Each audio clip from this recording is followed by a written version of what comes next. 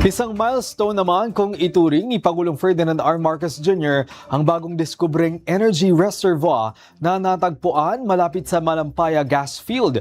Ayon kasi sa punong ehekutibo, ito ang makasaysayang resulta ng dekada-dekada ng exploration at drilling. Si Eugene Fernandez, una sa Balita Live. Eugene? Greg, energy security ang hatid ng bagong tuklas na natural gas field sa Malampaya East 1 o MAE1. Yan nga ang inanunsyo ni Pangulong Ferdinand R. Marcos Jr. ngayong umaga.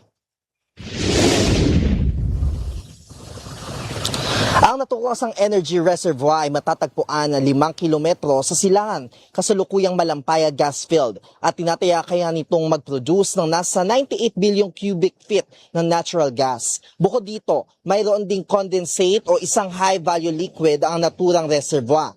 Ang discovery ay kauna-unahang milestone sa dekadang exploration at drilling na ayon sa Pangulo ay may yahalin tulad sa orihinal na Malampaya gas field.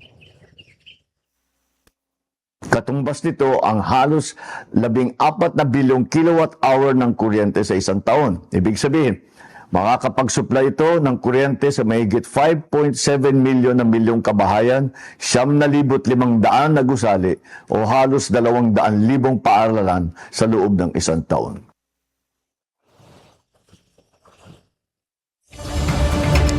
Greg, masaya nga rin ng Pangulo dahil Pinoy ang nanguna sa nasabing exploration ng natural gas field kung saan ito nga daw ay napaka-importante para sa supply ng kuryente ng buong bansa.